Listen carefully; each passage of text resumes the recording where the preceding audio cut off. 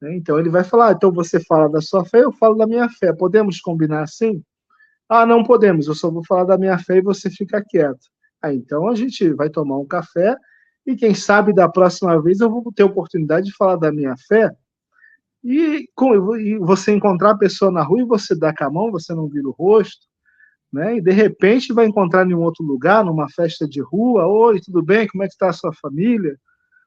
Então, tudo isso vai abrindo portas aos poucos, né? Então, às vezes as pessoas se preocupam, mas é uma única oportunidade que eu tenho para falar de Jesus para aquela pessoa. Você não precisa falar na primeira oportunidade. Existiram ocasiões no Novo Testamento que a gente ouve Jesus dizendo, fez um milagre, Jesus disse, né? Anuncia no outdoor, fala para todo mundo. Não, Jesus disse, não fala para ninguém. Né? A gente diz, poxa, Jesus, não é para falar do Senhor? Não, nós vamos falar. Não, não fala para ninguém. Mas, né, houve um tempo de amadurecimento até que ide por todo mundo e pregar o evangelho.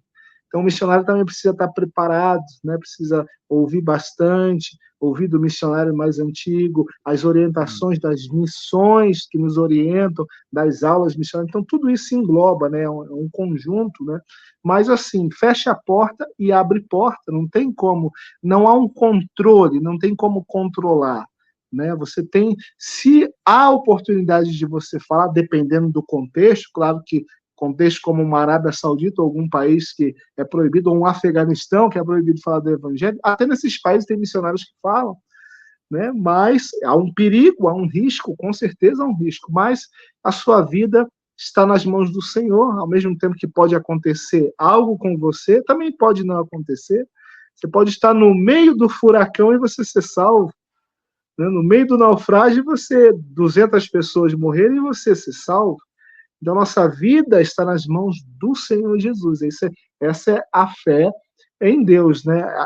Aí você fez uma outra pergunta em relação àquele que é A religioso, aquele que facilidade não é, de evangelizar. aquele que é religioso não é. Então, acho que ambos, né? Existem caminhos para que você possa alcançar ambos. Aquele que tem fé, você dá a oportunidade a ele falar da fé dele, você pede a oportunidade para falar da sua fé, em um momento você vai falar, você não precisa falar inicialmente de religião, fala de política, fala de futebol, tantos assuntos, né? Fala de estudo, a sua formação, pergunta em que a pessoa trabalha.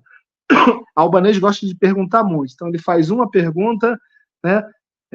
Você é casado ou não é? Tem filho ou não tem? Quanto você ganha? Né? Qual o seu Sério? salário? Acontece, né? Ou você está vindo, né, da rua com a sua sacola de compra, o que você comprou? Comprou algo bom? Então, existe uma curiosidade, o albanês é curioso, né? Isso é uma Curioso. característica da cultura que alguns gostam, outros não gostam. Hoje eu não me incomodo, eu respondo até um limite, ou como estratégia, qual é a minha estratégia? Ele perguntou uma, duas, três, quando ele vai para a quarta eu já faço uma pergunta, e você? E você? Quanto E você ganha? você? Quanto você ganha, né? Quantos filhos você tem? Quantos filhos você tem? Então a gente vai conversando, É, aprendendo assim com o povo, e isso dá uma facilidade. E aquele que não é não crente, né? Você tem caminhos aí para falar, principalmente em relação a estudos, né? Ciências humanas, né? Sua formação, a formação dele, o que você estudou, faculdade, universidade, tudo.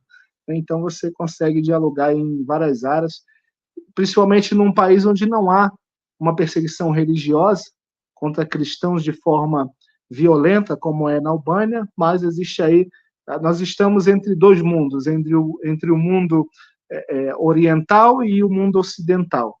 Isso é a Albânia. A Albânia é um mesclado de Oriente com Ocidente.